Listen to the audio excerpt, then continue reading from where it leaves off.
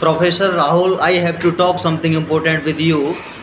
We were thinking about the universities this year placements. I am sorry that there are no as such positive result coming from your end. The concern is your placement. Rahul, मुझे तुमसे कुछ ज़रूरी बात करनी है।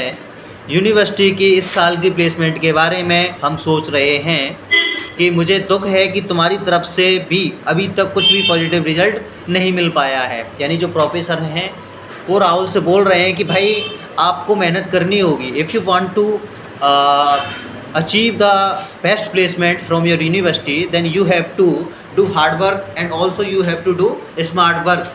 तुम्हें ना मेहनत करनी होगी, तभी तुम्हें जो है अच्छा प्लेसमेंट हमारी यूनिवर्सिटी के माध्यम से मिल पाएगा। ठीक है, तो मुद्दा ये है कि तुम्हारी प्लेसमेंट कहाँ की जाए। बात ये है, प्लेसमेंट तो हो रहा है उसका राहुल का, लेकिन बात ये है कि तुम प्लेसमेंट लेना कहाँ चाह रहे हो भाई। आउट ऑफ कंट्री लेना चाह रहे हो, या इन योर होम स्टेट लेना चाह रहे हो, या फिर इन योर होम टाउन लेना चाह रहे हो, तो मैटर इज डेट। तो राहुल कहता है कि sir my first choice is Apple INC and I am not even thinking about any other. यानी कि राहुल की जो सोच है, राहुल बोल रहा है कि सर मैं प्लेसमेंट तो चाहता हूँ, लेकिन मेरी जो पहली पसंद है, my first choice is Apple. यानी एप्पल कंपनी के साथ काम करना चाहता है। इंडिया ही नहीं बल्कि ऑल ओवर वर्ल्ड में अगर सबसे टॉप कंपनी कोई है तो वो कौन सी है? एप्पल ही है। हर कोई शख्स जो है ना एप्पल में काम करना चाहता है। अगर हमें भी मौका मिले ना इस कुर्सी को जब चाहें तब छोड़ देंगे, अगर एप्पल में काम करने का मौका मिले तो। क्यों? इसके पीछे वजह क्या है? क्योंकि एप्पल में इतनी सारी फैसिलिटीज़ हैं कि गवर्नमेंट में जो सुविधाएं मिलती हैं ना वो तो उसके सामने कुछ भी नहीं है, 1% भी नहीं है, जीरो। एवरीथिंग जो चाहिए होता है, क्या क्या चाहिए होता है? एक अच्छा सा मकान हो, मकान मुहैया कराती है वो।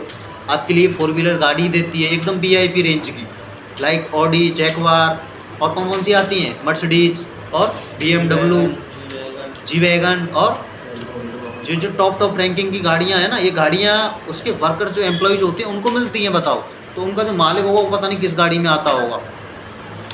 इसके अलावा और क्या चाहिए होता है? लैपटॉप उनको मिलता है, स्मार्टफोन उनको 2-2, 3-3, 4-4 मिलते हैं, टैबलेट मिलता है, पीने के लिए शुद्ध एकदम जल, वो भी शीतल जिसे कहते हैं। जैसे MS धोनी है, विराट कोहली, जो A ग्रेड का पानी पीते हैं ना, अच्छी क्वालिटी का, मॉर्निंग अभी क्या, वो वाला पानी पीने के लिए मिलता है। खाना 3-4 टाइम खाना मिलता है आपको, ब्रेकफास्ट मिलता है आपको, डिनर मिलता है आपको, लंच मिलता है, सारी चीज़ें मिलती हैं।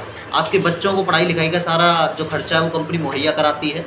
इसके अलावा आपको कुछ भी ट्रीटमेंट होता है, आपका टूट फूट होती है, आपका ऑपरेशन होता है, सारी जो इलाज है कौन उठाता है? एप्पल उठाती है कंपनी। तो बताओ, ये सारी सुविधाएँ जो हैं गवर्नमेंट में उतनी मात्रा में नहीं है जितनी कि वहाँ पे हैं। वहाँ आपके घर को ही जो है हॉस्पिटल बना दिया जाता है। और सरकारी नौकरी वाले का क्या है? जाना ही पड़ेगा, लाइन में लगना ही पड़ेगा, 1 रुपये का पर्चा बनवाना ही पड़ेगा। वहाँ इन प्रक्रियाओं से होकर नहीं गुजरना पड़ता, वहाँ स्किप हो जाती हैं सारी चीज़ें। तो वो कह रहा है कि सर मेरी पहली पसंद एप्पल कंपनी है, एप्पल इनकॉर्पोरेशन। इसके अलावा मैं किसी कंपनी के बारे में सोच भी नहीं रहा हूँ। वाह, बंदा हो तो ऐसा हो, अपने ऊपर कितना कॉन्फिडेंस है उसको कि सर मुझे जॉब करनी है तो सिर्फ एप्पल में करनी है। एप्पल में अगर जॉब नहीं मिलेगी तो फिर मैं जॉब करूँगा ही नहीं, फिर मैं खुद का स्टार्टअप करूँगा। सोच ऐसी ही होनी चाहिए हम लोगों को, ठीक है? तभी हम अपने देश को आगे बढ़ा सकते हैं। फिर बाद में राहुल सर कहते हैं, प्रोफेसर कहते हैं, but Rahul companies are coming next month and your research has not concluded anything as yet. यानी कि सर कह रहे हैं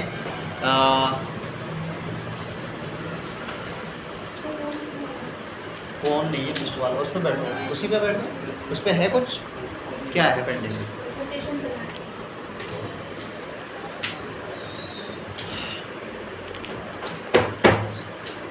पर राहुल, प्लेसमेंट के लिए कंपनियां अगले महीने आ रही हैं। कंपनियां आती हैं प्लेसमेंट के लिए जब आपका ना डिग्री कंप्लीट होती है। जैसे BBA होता है 3 साल की, BTech होती है 3 या 4 साल की, या फिर आप BCom करो, BCA करो, कुछ भी करो, प्लेसमेंट कराती हैं कंपनियाँ।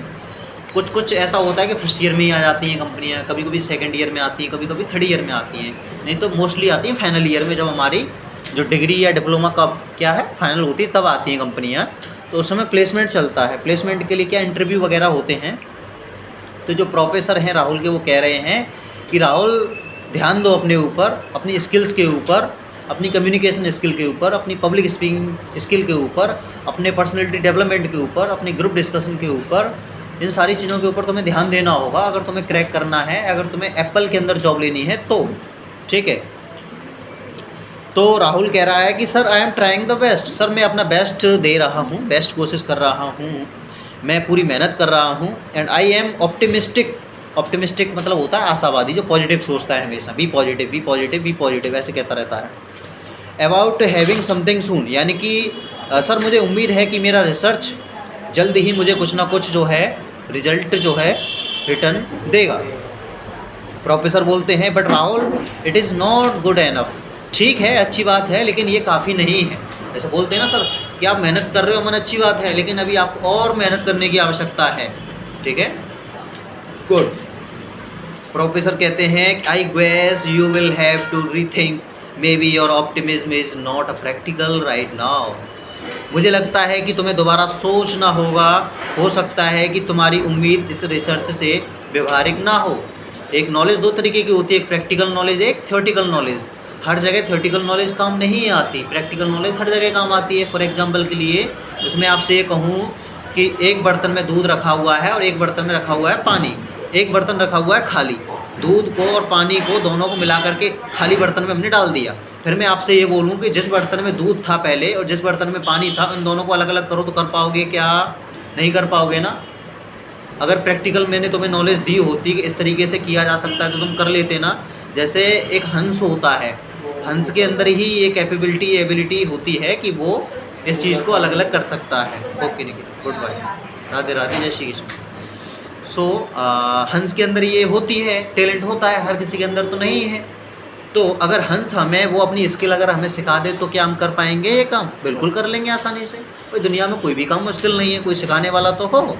पत्थर से भी पानी निकल जाता है जब कोई सिखाने वाला साथ में हो तो सर हमसे यही कह रहे हैं कि राहुल आपको थ्योरेटिकल नॉलेज बहुत है, लेकिन अब तुम्हें प्रैक्टिकल नॉलेज पे ध्यान देना है, क्योंकि इंटरव्यू जब होता है प्रैक्टिकल नॉलेज से क्वेश्चंस पूछे जाते हैं। ठीक है, फिर वो बोलता है Rahul sir when Edison thought about the bulb, जब विश्व के महान वैज्ञानिक थॉमस अल्वा एडिसन ने बल्ब के बारे में सोचा होगा, वो बता रहा है, सर से बात कर रहा है, सोचा होगा, would not his contemporaries have doubted his abilities, यानी कि तो क्या सर उनके सामने उनके समय के लोगों ने उनकी काबिलियत पर शक नहीं किया होगा? बिल्कुल किया होगा भाई। जब आप कोई भी इस समाज में ना, इस सोसाइटी में कुछ भी डिफरेंट, कुछ भी यूनिक करने के लिए जाते हो ना, तो लोग शक करते ही हैं, लोगों को बिलीव होता ही नहीं है। कहावत है ना कि भाई मुझे तो पहले ही पता था कि तू कुछ नहीं उखाड़ पाएगा, और जब वो कुछ कर देता है तो मुझे तो पहले ही भरोसा था तुझ पे यार, तू कुछ बड़ा करने वाला है, तू बड़ा करने के लिए ही पैदा हुआ है। हमें तो पहले ही पता था तू अमीर बनेगा, हमें पहले ही पता था तू पैसे वाला बनेगा, हमें पहले ही पता था तो तू बहुत सक्सेसफुल, बहुत नेम फेम मनी कमाएगा। बोलते नहीं बोलते लोग, यही होता है, ये रियलिटी है। This is the reality of this universe right now. We can not, इससे हम जो रिफ्लेक्ट नहीं रह सकते हम। Success does not mean the absence of failures, यानी कि सफलता का मतलब ये तो बिल्कुल भी नहीं होता कि असफलता ना मिले। भाई सक्सेस मतलब क्या है? सक्सेस मतलब है कि पहले आपको फेल होना पड़ेगा, उसके बाद आपको मिलेगी। ऐसा नहीं है कि पहले आप सक्सेसफुल हो जाएं फिर आपको असफलता मिले। सक्सेसफुल होने से पहले हमें अनसक्सेसफुल होना ही पड़ता है। फॉर एग्जांपल के लिए, जैसे हम अपनी माँ की पेट से जन्म लेते हैं, डायरेक्ट ही बड़े थोड़ी ना होते हैं। पहले हम बच्चे होते हैं, बच्चे से युवा होते हैं, युवा से किशोर होते हैं, किशोर से हम जब यौवन में आते हैं, धीरे धीरे फिर हम बुढ़ापे की तरफ अग्रसर होते हैं। तो एक प्रक्रिया होती है ना, स्टेप बाय स्टेप। ऐसे ही यहाँ होता है, हमें फेलियरिटी से गुजरना ही पड़ेगा। हम लोग कुछ चीज़ों को अपनी लाइफ में स्किप नहीं कर सकते। उनमें से एक चीज़ है स्ट्रगल, जिसे आप फेलियरिटी का नाम भी दे सकते हो। भाई फेल होना पड़ेगा। थॉमस अल्वा एडिसन पता नहीं कितनी बार फेल हुए थे भाई, उन्होंने आविष्कार किया था। सिर्फ थॉमस अल्वा एडिसन की बात नहीं है, हर किसी की बात है। पॉलिटिक्स में चले आओ, लोग चुनाव पे खड़े होते हैं, एक बार में बहुत जानो कोई जीत जाए, मोस्टली लोग हार जाते हैं। एक बार हारे, 2 बार हारे, 3 बार हारे, लेकिन वो कोशिश करना नहीं छोड़ते, फिर एक ना एक बार वो जीत जाते हैं। ऐसे ही हम लोग पढ़ते हैं, जैसे हाई स्कूल में हम फेल हो गए तो क्या हम दोबारा कोशिश नहीं करेंगे? बिल्कुल करेंगे, हमें करनी चाहिए कोशिश। हो सकता है दूसरी बार में हम पास हो जाए, ये होता है, this is the process of success. तो प्रोफेसर कहते हैं, Rahul I believe in your abilities, मुझे तुम्हारी स्किल्स पर पूरा भरोसा है, बट, लेकिन उन्होंने लेकिन लगा दी यहाँ पे। तो राहुल कहते हैं, sir don't worry, I have leave no stone unturned, यानी कि सर आप चिंता ना करें, मैं कोई कसर नहीं छोड़ूंगा। अगर कोई व्यक्ति इस लाइन का यूज़ कर रहा है कि मैं कोई कसर नहीं छोड़ूंगा, इसका मतलब ये है कि वो अपनी तरफ से पूरा बेस्ट देगा, जितना हो सकेगा पूरी दम लगा देगा अपने तन से, मन से और धन से। तो ये था हमारा सेशन नंबर 14। नेक्स्ट हम करेंगे सेशन नंबर 15, जो कि होगा 2 मुसाफिरों के बारे में। मुसाफिर मतलब पैसेंजर, समझते हो पैसेंजर, जो हम सफ़र करते हैं कहीं भी, चाहे वो बस से करें, एरोप्लेन से करें, ट्रेन से करें, टैक्सी से करें या बाइक से करें, किसी भी तरीके से, या पैदल ही क्यों ना करें, वो पैसेंजर बोलते हैं उनको, जो राहगीर भी बोलते हैं उनको। ठीक है, तो आज के लिए इतना ही, थैंक यू।